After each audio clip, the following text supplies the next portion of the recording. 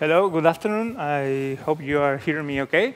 The title of the talk is what we talk about when we talk about distributed systems. I know that is too long.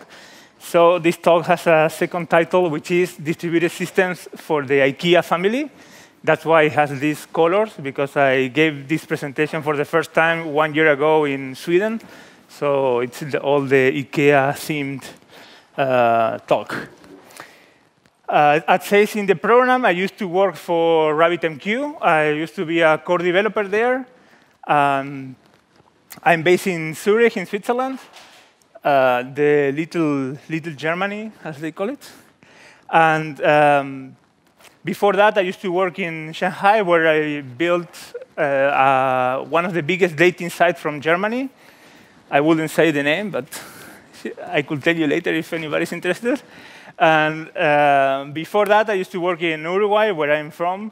There, we built one of the biggest adult distribution websites in the world. So you can hear that when I went to RabbitMQ, it was my first not safe for work job. Anyway, this talk is dedicated to Peter Hingens. He's the creator of ZeroMQ, also related to the NQP project. We were very good friends, or are very good friends. We were kind of nemesis, because he was always the ZeroMQ guy at conferences. I was the RabbitMQ guy there. He's having some health problems. Yesterday, he had a farewell party at his house in Belgium. I couldn't attend because I'm here. But please send him love on Twitter, because I know he will be happy to hear from you. Anyway, to get to the talk. It's about distributed systems. I can tell you that there is people that is far more capable of talking about this here, even in this room. We have Professor Carlos here. There is also the creator of the ZAB algorithm and many more people. So I'm sorry you ended up listening to me. But to keep going. Last warning, if you want to go to another room, this is your time, because this talk is recorded online. There is a whole blog post online with all the references. Everything is online. So if you are here, it's because you really want to see my face, probably. I don't know. Anyway, what is a distributed system? A distributed system is one in which the failure of a computer you did not even know existed can render your own computer unusable. That's the canonical definition by Leslie Lamport. And yeah, in distributed systems, we have computers everywhere participating in a common goal, and maybe some of them fail. Chaotic what happened, basically. For example, Facebook goes down, the whole internet is down. Or GitHub goes down, and we start to DDoS Twitter. That's how it works. Anyway, the problem I found when trying to learn about distributed systems is that there's a lot of jargon. There are a lot of words in the distributed system literature that they don't mean what they mean in other areas of computer science. And that, for me, was a big problem when I started to learn. And basically, this talk is my journey, let's say, through all this jargon, all this jungle of definitions and academic papers that sometimes they don't do what they say, let's say. Anyway, in all this jargon, we have that basically a distributed system is composed by many entities trying to solve a problem. Those entities could be called nodes or processes. They have partial knowledge, and there is uncertainty. So in a distributed system, we never know what's the actual state of the whole system. The idea of many of these distributed systems algorithms, you can count as well how many times I say the word or the two words distributed system in the talk. Drink a beer or something, I don't know. And the problem is these algorithms are trying to agree on a common state, but that is not so easy, as we will see. It's a deep rabbit hole. There is a lot to read. There are a lot of papers. And there is a concept I'm coining right here, which is called paper shame. If you don't know some papers, you are not worthy of us, basically. That's what I found in some discussions online on the distributed systems community, let's say, not everybody. But for example, the first paper is called Impossibility of Distributed Consensus with Unfaulty Process, usually referred to as FLP because it's the name of the three authors. And the idea is that if you don't know FLP, what are you even doing here? Then there is the part-time parliament, a fancy way of saying Paxos. Again, if you don't know this paper, there is a door there. The time clocks and the ordering of events in a distributed system, this is like the seminal paper on distributed systems. If you don't quote that paper in your paper, you don't get your dissertation approved, basically. So a researcher will even ask the time just to mention that paper. It's terrible. Like, it's really, really terrible. Oops. A simple, totally ordered broadcast protocol. I think Flavio, I don't know if he's here, but he's talking at the conference, or speaking at the conference. That's the ZAB paper. The algorithm, I think, is used by Zookeeper and maybe Kafka. And then there is in search of an understandable consensus algorithm, AKA Raft. So if you don't know these papers, it's like, what are you even doing here? I had this problem when I was in a conference in Russia. Some dude came out, you are implementing RabbitMQ and you don't know this? Like, you're not worth it. Get out of my table.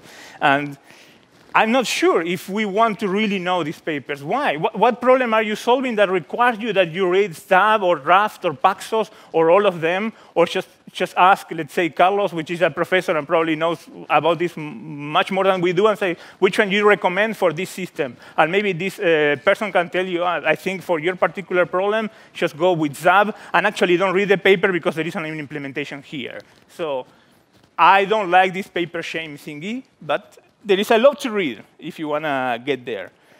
Then there are books. This is part of my library, on the famous IKEA library. You probably see the contour. A problem with the books, just to name one, this one is called Programming Distributed Computing Systems. I wanted to learn about distributed systems. Programming distributed computing systems looked like what I needed. No, wrong.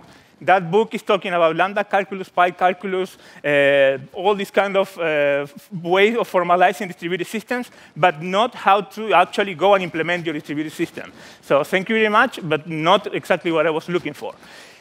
This is a book actually about concurrency. Then, which another one I can give you as an example. Distributed algorithms for message passing system. I was working in Erlang when I was at RabbitMQ. It's a distributed system.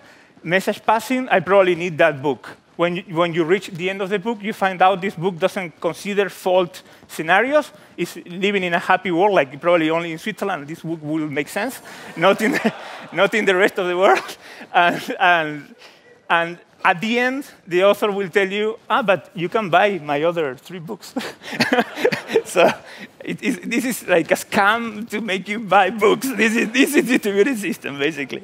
So it's terrible. And a question that you need to ask yourself is like, why would you even want to learn this? And there is a very good reason, is so you don't end up with that. Distributed systems is a very complex topic. There are too many things that can fail. And you can compare, Carlos, let me ask you a question. How long it takes to make a PhD, like the one you did in distributed systems? So a PhD takes around 5 years.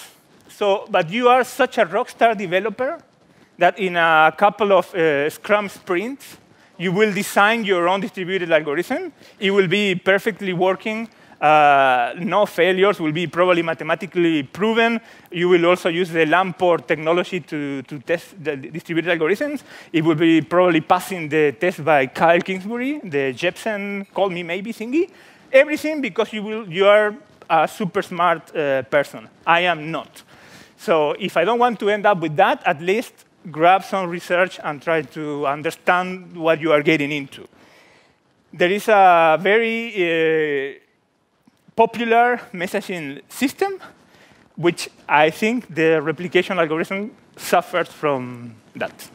You can ask me later off record which one it is, if you want.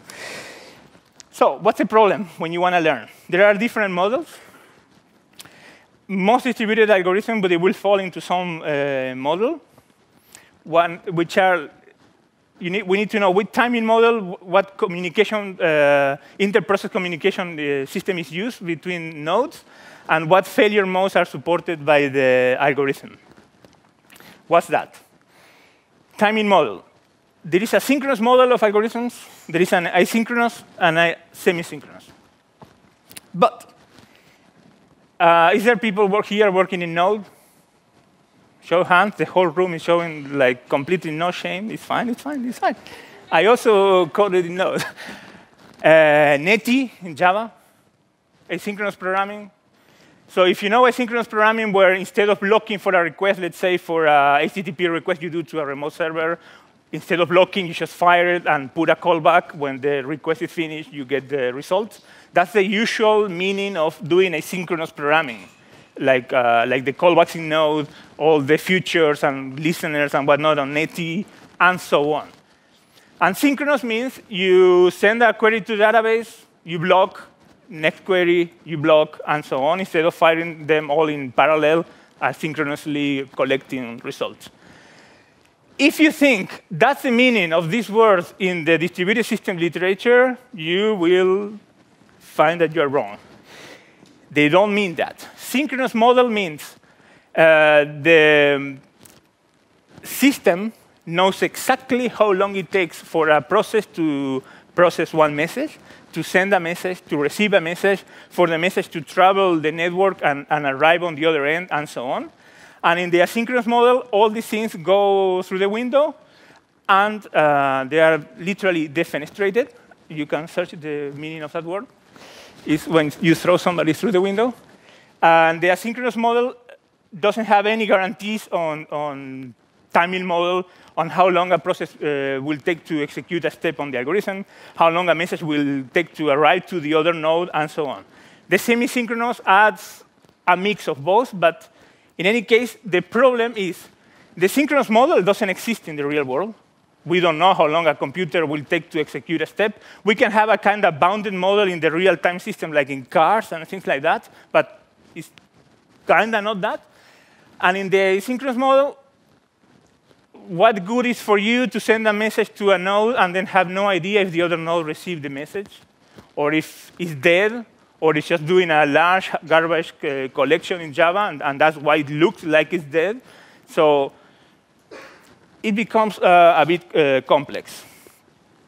Inter-process communication is easy. It's either you're doing message passing or share memory.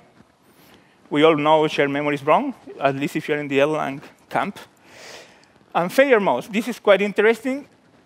We need to know what kind of failure modes are supported by the algorithm we are trying to implement. The first one is called crash stop. It means when a node fails, it just crashes, stop, it's gone. This node won't come back to life, and so on. It's completely gone.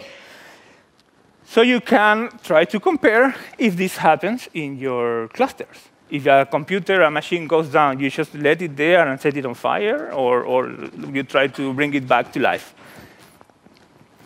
Then there is the crash recovery, when the node is down, but then maybe from persistent storage, it's able to come back to where it was and keep working from there. Then there are omission faults. In this case, it means that a node can omit to either send messages or to receive messages. So it can omit to reply to a message, for example. And in this case, depending on what kind of omission is tolerated by the algorithm, is if we want it or not. For example, we can have a cache that is not doing any omission of receiving messages, but is omitting to reply messages to the other nodes in the system.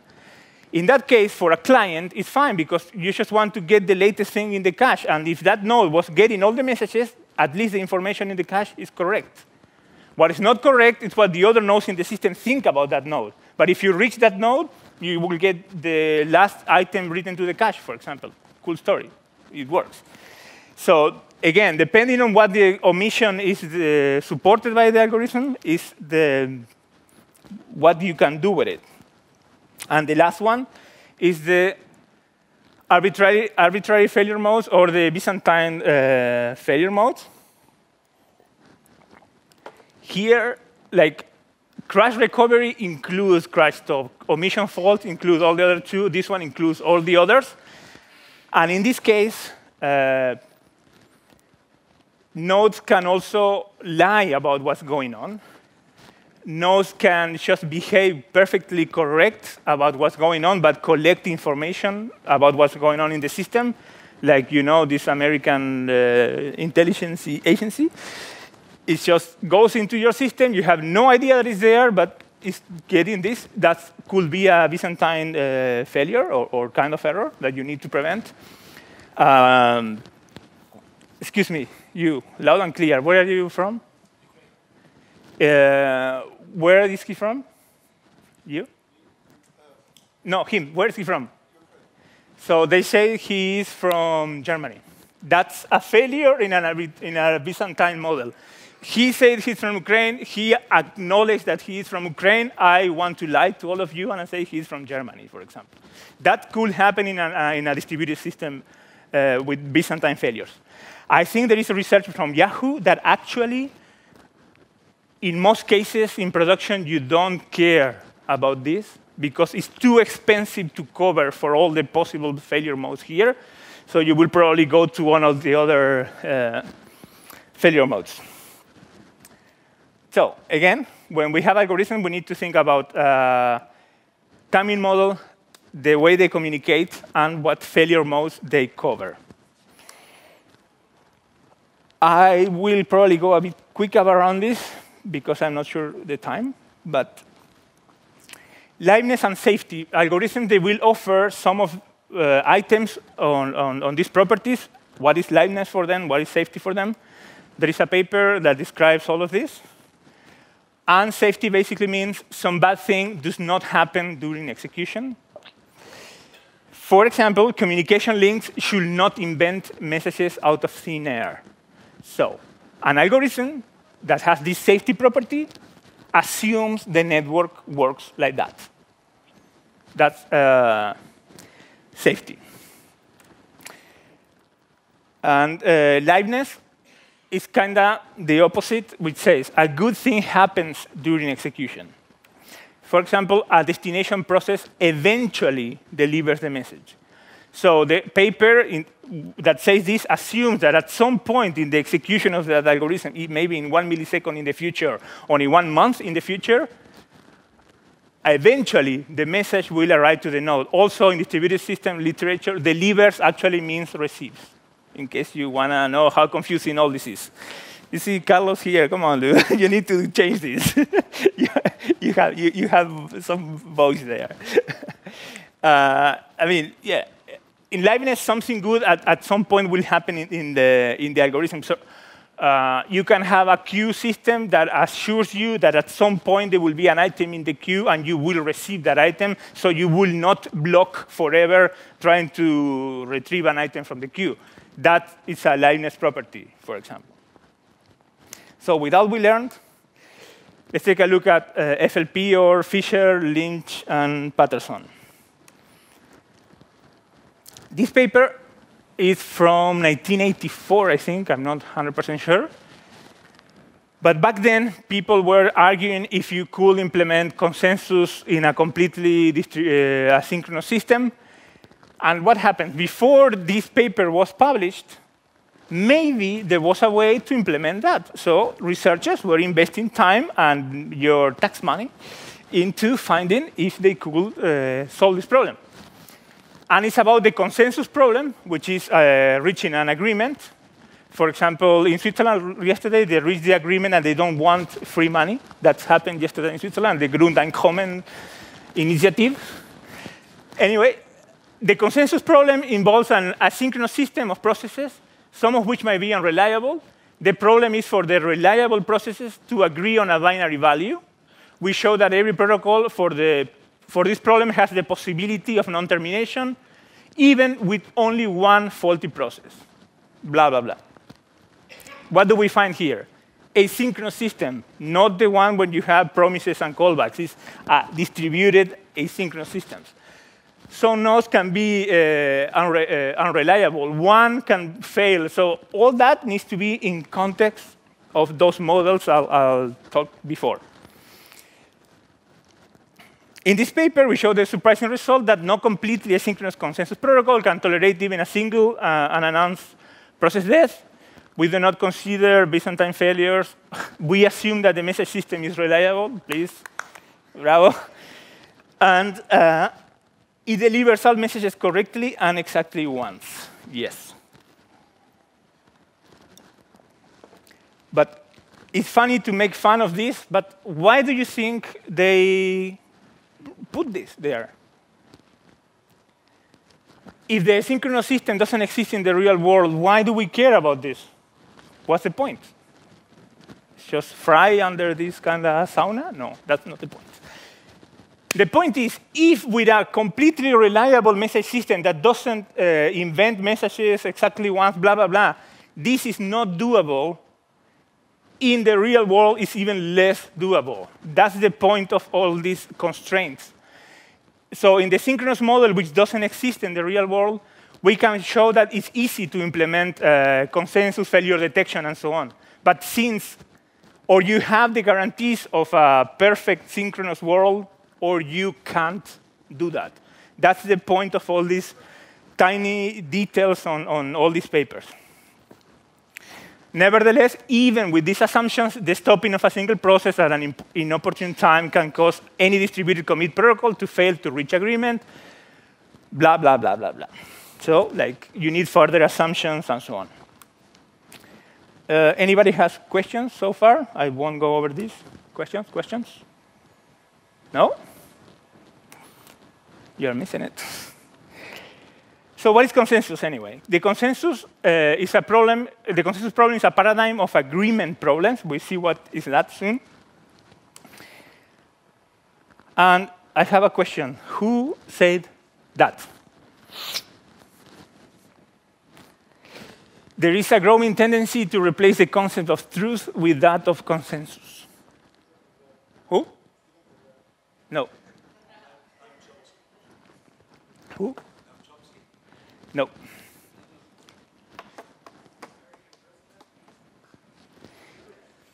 The paparazzi, AKA the previous pope, the pope before the current Argentinian cool guy pope, he said that. And Umberto Eco, the Italian writer, he quotes him in an essay about the absolute.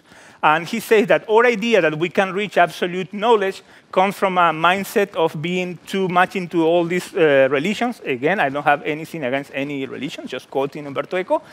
And he says that this kind of thinking makes us believe that there is an absolute truth that we can achieve. But in the real world, with physics, there is no absolute truth. It's impossible.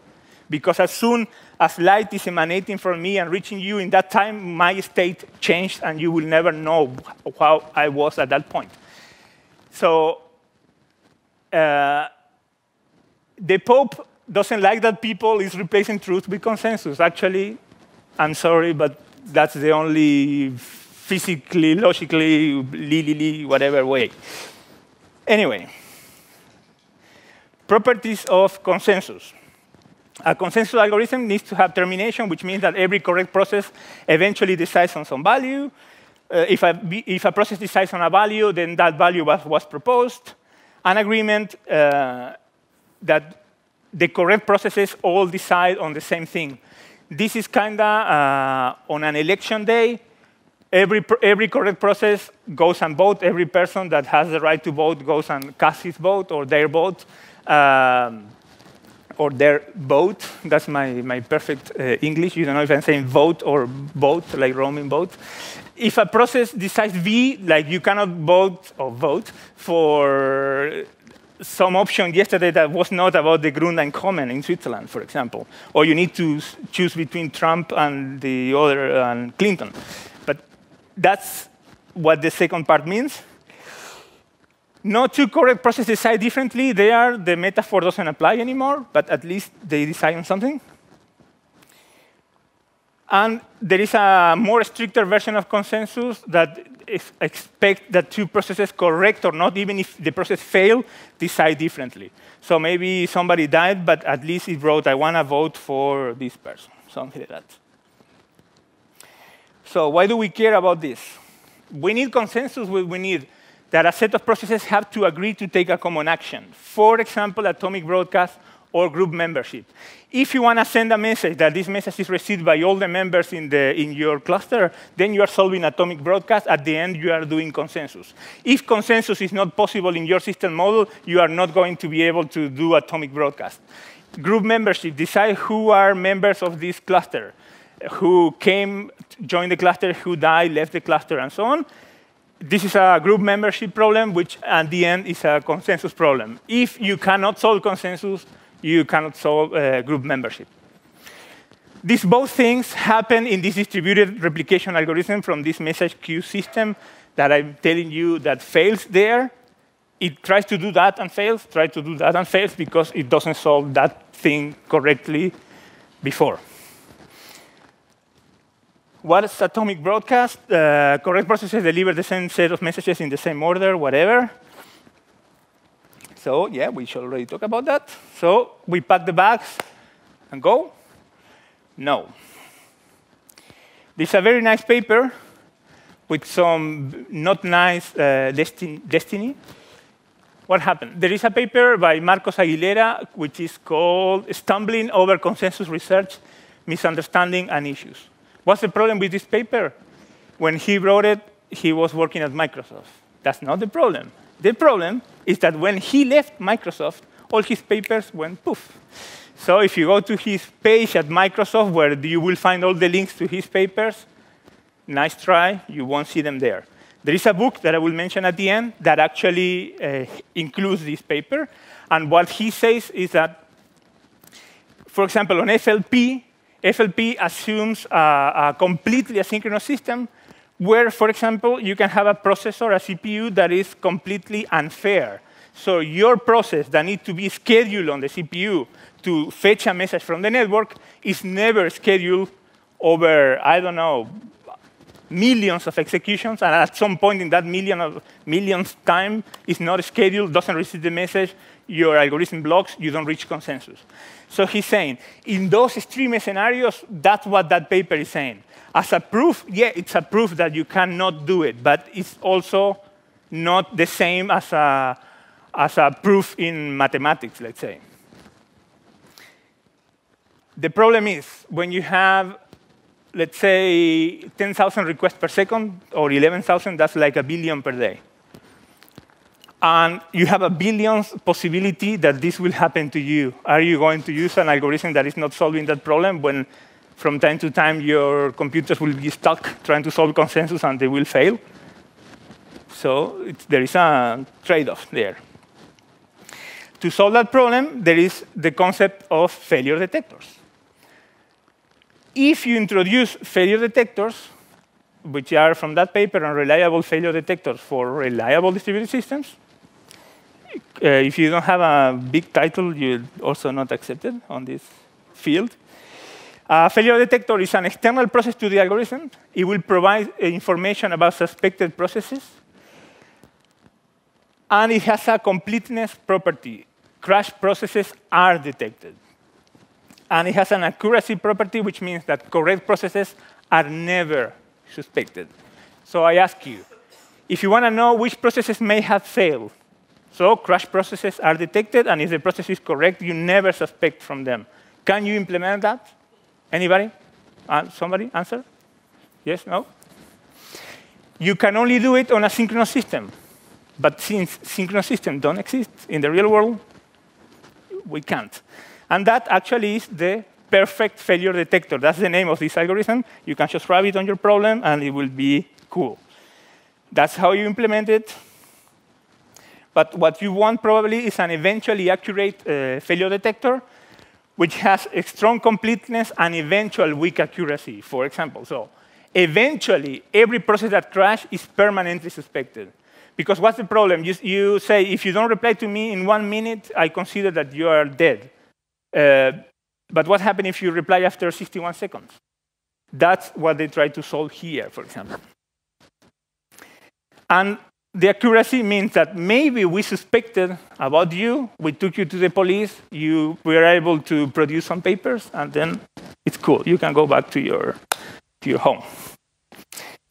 There is a whole description of that there and there. I won't go over quorum because there is no time, but another thing that you need to consider is what this quorum thingy is. Consistency. Again, there is a lot to say about consistency. There is a very interesting paper which introduced the concept of linearizability, a correctness condition for concurrent objects. What's cool about this paper, or what's interesting, is like when you see all the Jepsen blog posts, I think Kyle is testing for linearizability. There are other types of consistency. Maybe linearizability is too expensive for your particular system, so that a database or a message system doesn't pass this, or Kyle test doesn't mean it doesn't work for you. You need to understand which consistency model is the one that you actually need in your system. There are many consistency conditions, like atomic consistency, sequential, causal, whatever. This is all explained on that blog post from Kyle. There are some nice graphics explaining what linearizability is. I'm not going to go there. I just want to show you where to spend your money, basically. So to end the talk, I want to recommend some books because people sometimes ask me what to learn or where to read. I'm not an expert on any of these. I'm just sharing my journey, let's say. This was one of the first books I bought. And the only problem with this book is that there is no failure considered. But if you know everything about vector clocks, Lamport clocks, consistency conditions, deadlock prevention, graph algorithm on distributed systems, and many more topics, then this book is not for you. If you don't know these things, I think it's a very, very good introduction. After you get that book, there is, from the same author, fault-tolerant agreement in synchronous message passing system. It will try to talk about consensus, but still we are on synchronous systems.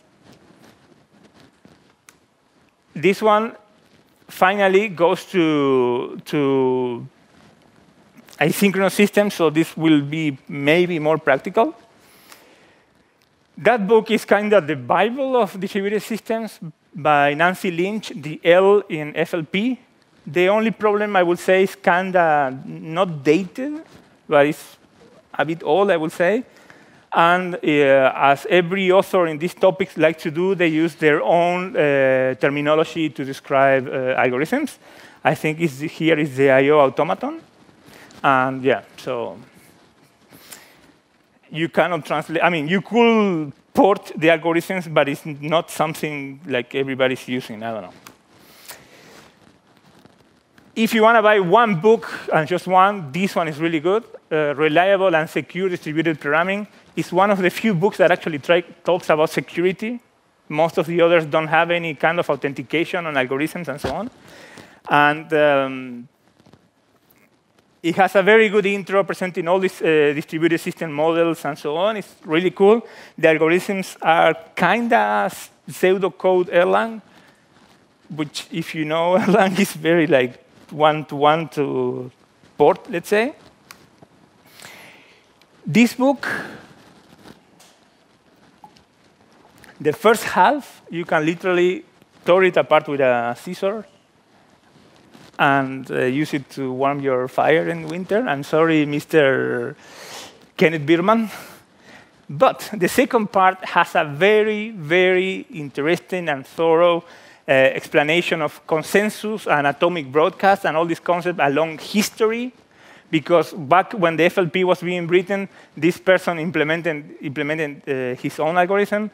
There were also kind of the birth of Paxos. There was, I think, virtual synchrony. And there were many, you know Barbara Liskov from the Liskov principle? She has also her own algorithm for consensus. So he's presenting all these algorithms. The problem with this is,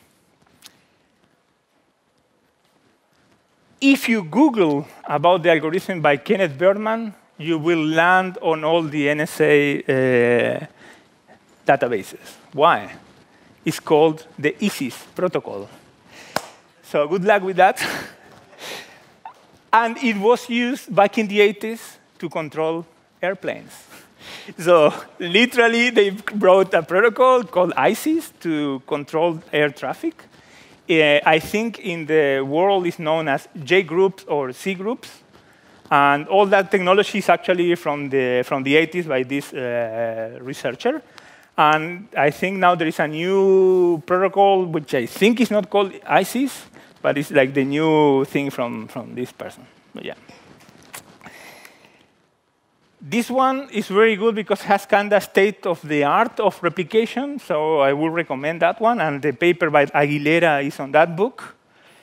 And finally, if you want to find non-paywall papers, because most of them are on the ACM website, the best is to always search for the author's academic page. Usually, papers are public there. Or maybe by a slightly different title, or they change 2 words on the abstract. I don't know. But it's usually possible to find non-paywall papers there. Otherwise, you get a subscription from the ACM, which is around $200 per year, or something like that. If you read a lot of papers, it's worth it. Otherwise, I don't think it's worth it. I don't know. And there is always Russia, you know, like. You can buy my book in Russia if you want. I don't care. Conclusion. As you could probably see, it's a deep rabbit hole. There's a lot to learn and dig and whatnot. It's computing science where science is still a thing. That's something I really like about distributed system literature. You have to test, you have to have your science behind what you say. You cannot just throw an algorithm there and get it approved. It doesn't kind of work like that. And by the way, if you don't know, Dijkstra approved that in Europe we are doing computing science. In the US, they do computer science. I don't know if you know the distinctions. Computers are taking care about all the business. Here, people is just intellectually thinking about algorithms. That says Dijkstra, for example. Then the history of the field matters. You cannot just say, I'm inventing a new algorithm, and then somebody, yeah, but that's Raft with a cherry on top, or Paxos without the Greek weird names. But you have to quote, this happened, this happened, this happened, and that's why we are implementing this other thing. And finally, read, read, and read. Thank you very much.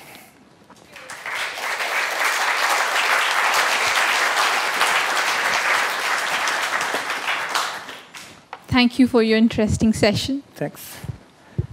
Questions? We still have 3 more minutes. Yeah. Could you please pass on? Hi. So most of the code we write these days is distributed. It's based on a distributed system. And what a lot of people do is they just write their algorithms and just like leave them on alpha for 2 weeks, then on beta for another, I don't know, month. And if it doesn't fail, then it looks good. If it breaks, then we fix it. And so so if there was one test that you would recommend to do when you have written a distributed algorithm, what would that be? So what test to write if you brought your own distributed algorithm first? Because you ask a question, you win a box of Swiss chocolate. I'll take it. Thank you very much. And for my experience, or for what I know, for example, from the Basho team, the one that brought React, something that I think that finds a lot of bugs that can be hidden very far away in the corner is Quick Check, which is a testing tool that comes from the Haskell world, moved to Erlang world. I think there are kind of X-check for Java and so on. The Volvo cars are tested with Quick Check because the company by this person is taking care of that now. So it's quite proven, and I know they found a lot of bugs in React with that tool, for example. And then there is a thing to prove algorithms if they are correct from Lamport. What's the name? TLA. There is TLA and TLA plus. That thing, but I think it only proves that your algorithm works, not necessarily that your implementation works. And then I think Kyle's tests are also quite important today. Questions? One last question. One last box? And everybody wants a question. Questions? No? There's a whole box of sweet chocolate. OK? Oh, he wants the chocolate box. First things first. Yeah. So I'm also new to all this domain, and I started to read about, but not the white papers, but I compare like ZAB and Raft. How do you go, like if you're new to this domain, how do you actually start to reason about different algorithms? I mean, when you look at, for example, like ZAB versus Raft or versus X, do you have? I think it's very difficult because of the tiny details that are hidden in the algorithms. That sometimes, for example, recently I started implementing a gossip algorithm, and there was one assumption in the paper that I kind of glossed over, and my debugging of last 2 weeks is because that researchers say we assume a perfect world. So maybe you're reading ZAB or I don't know which of these papers, Raft, Paxos, and one tiny word, as I say, that they mean one thing in one area of computer science, not necessarily the same in the other, or in distributed systems. And I think if you don't have this knowledge, not my knowledge, I mean, like literally go to those papers or the books, it's very hard to do evaluation. I mean, how are you going to evaluate a database? Yeah. Because hacker news posts, because who retweeted more times. You need to really sit down with the database and either benchmark it, see if it implements the right SQL version standard that your company requires, see what are the limits on size table, what kind of storage engines are using, InnoDB, ExtraDB, whatever. So the same way you will need to invest time on to decide which database you're going to use, the same thing is here. There is no free lunch like I pick this, or sometimes even they have very tiny differences, or they optimize for this case, like they optimize for log replication, but not for failures. Or when you have a huge cluster and many nodes go down and up and down, and maybe that's your problem, not fast log replication. But maybe, I don't know, just throwing a name, Raft or ZAB is optimized for fast replication, but not for nodes for high churn. So it's not so easy, I would say. Thank you. Anyway, thank you very much. Thank you, Alvaro. Thanks.